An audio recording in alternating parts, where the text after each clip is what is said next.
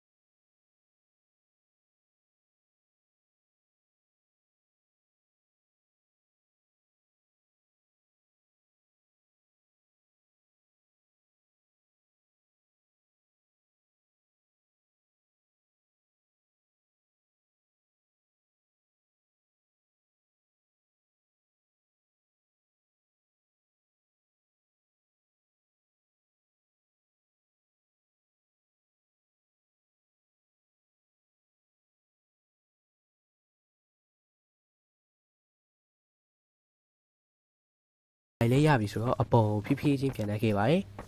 ဆိုတော့ကျွန်တော်ဒီနေ့မှာတော့ဆွမ်းနာကျွန်တော်ပြောထားတဲ့ရွာကိုမတွေ့အောင်ဒီနေ့အမေရိကန်ရှာတော့မှာပေါ့နော်ကဲဆိုတော့ရွာကိုရှာလိုက်ကြရအောင်အခုကတော့ကျွန်တော်အပေါ်အရင်တက်မယ်အပေါ်ရင်တက်ပြီးတော့ကျွန်တော်ရွာကိုရှာရပါပေါ့လိုက်ပြီးတော့ကြည့်ပေးကြပါဦး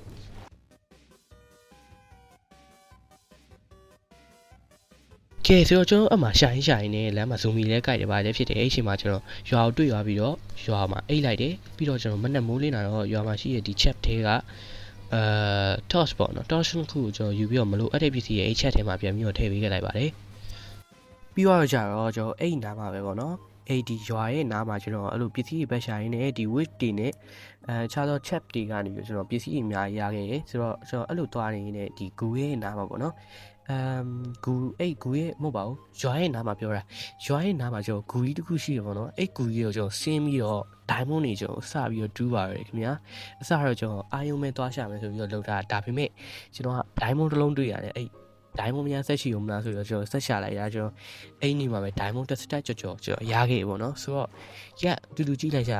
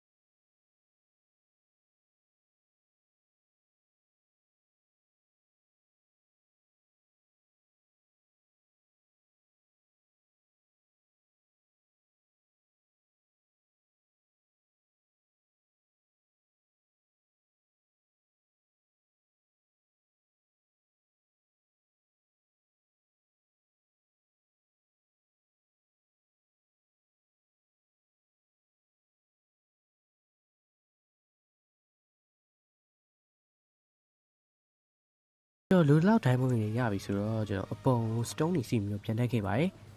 ဒါပေမဲ့ကျွန်တော်အပေါ်တက်နေနေအဲ့ zombie အောက်ကအကောင်တွေဝိုင်းပြတော့ကျွန်တော်အမှတေသွားတယ်ပေါ့နော်ဒါပေမဲ့ကျွန်တော်အပေါ်မှာ buff ကိုထားခဲ့မိရဲ့အဲ့တော့ respawn point ဆက်မိပြီးတော့ကျွန်တော်အဲ့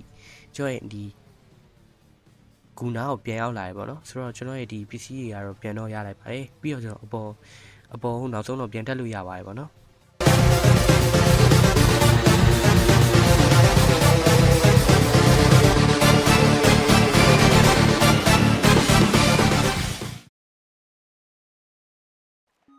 hello guys ပြန်လည်ကြိုဆိုလိုက်ပါတယ်ကျွန်တော်အခုကတော့ diamond တွေလည်းရသွားပြီဆိုတော့ကျွန်တော်ဒီနားမှာကျွန်တော်အိမ်ဆောက်ဖို့အတွက်နေရာရှာရမယ်ဆိုတော့ကျွန်တော်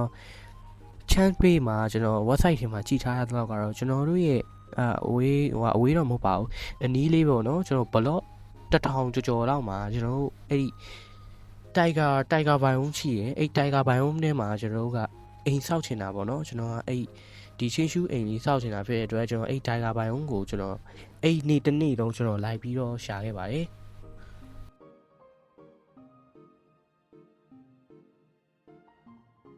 ကဲဆိုအားလုံးပဲကျွန်တော်အိမ်ဆောက်ရှင်နေရာတော့ရောက်ပါပြီကဲပထမဆုံးအနေနဲ့ကျွန်တော်ဒီနားမှာဘာစောက်သွားမယ်ဆိုတော့ကျွန်တော်ဒီနားမှာကန်လေးရှိရယ်အဲ့တော့ကျွန်တော်ဒီနားမှာအိမ်ကတော့စောက်လို့တော့အဆင်ပြေရပေါ့နော်ဒါပေမဲ့ကျွန်တော်တခုဆိုးတာကျတော့ညပြီးပြပြမယ်ကျွန်တော်အခု base အရင်ချလိုက်မယ်ပေါ့နော်ဘယ်နားလေးမှာချရင်ကောင်းမလဲကျွန်တော်အမှကန်လေးရရှိရယ်ကျွန်တော်အခုဒီဘက်ဘေးမှာအဲ့လိုအိမ်ဆောက်လို့ရရယ်ကျွန်တော်အခုကတော့ဒီအဲ့ရအရင်ချမယ်ပြီးရင်တော့ကျွန်တော်ဒီ creating table ပေါ့နော် creating table ရဲ့ chef လေးရဲ့ကျွန်တော်ဒီနားဘေးမှာချလာမယ်ကျွန်တော်ဆိုးတာပါလဲဆိုရင်တော့ကျွန်တော်ပြမယ်ခဏလေးโอเคဆိုတော့ကျွန်တော်ပြရတော့မယ်နော်ပြီးတော့ခဏလေးမပြသေးဘူးပစ္စည်းကိုကျွန်တော်အရင်ထည့်ထားလိုက်မယ်ခဏလေးကျွန်တော်မိနေတာကျွန်တော်အခုလုပ်ဖို့လေကျွန်တော် farming လုပ်ဖို့ farming တစ်ခုလုပ်ဖို့ကျွန်တော်အခုလုပ်တာပစ္စည်းကိုနောက်မှထည့်မယ်ကျွန်တော် farming တစ်ခုအရင်လုပ်ပြီးတော့ကျွန်တော်ပါလာတဲ့အာယုံနေနဲ့ဒီ copper တွေကိုဂျူထားလိုက်ပါတယ်ဟုတ်ပါတယ်ကျွန်တော်ဒီ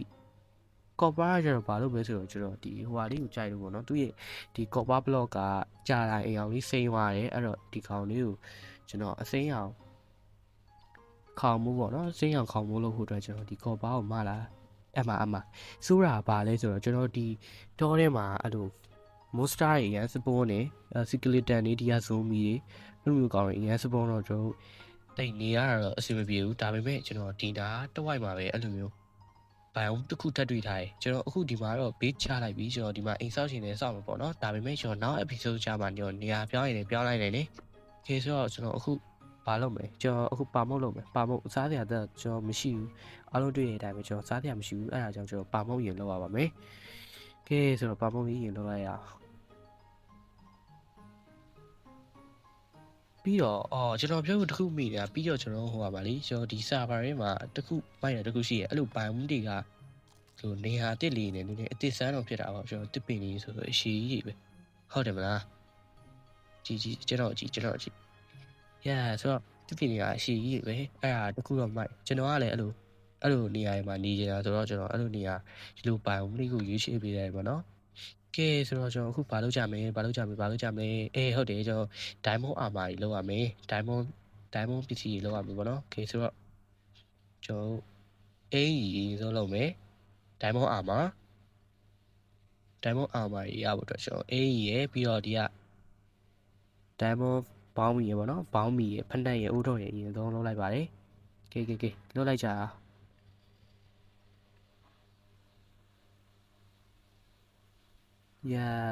ဆိုတော့ကျွန်တော်အိုးထုတ်ကဒီမှာအိုးထုတ်ဆိုတော့ကျွန်တော်မှာလွတ်လိုက်ပေါ့နော် diamond ပြပါမှာရပါပြီကဲဆိုတော့ဝတ်လိုက်ကြရအောင်ဒီမှာကောင်းစို့ပြီးတော့ကျွန်တော်ဒီကဖက်နှက်ပြီးတော့အင်းပြီးတော့ဘောင်းပြီကဲ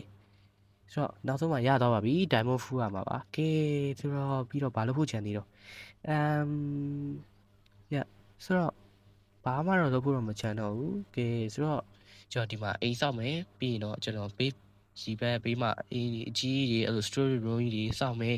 ကဲဆိုတော့ဒီနေ့ရဲ့ဒီ Vocara Craft video လေးကတော့ဒီလောက်ပါပဲနောက်ထပ် episode ကြရင်ပြန်တွေ့ကြပါမယ်ကဲဆိုတော့ကျွန်တော်ဒီ video လေးမှာအမားတွေပါရှိအားလုံးကိုတောင်းပန်နေပေါ့နော်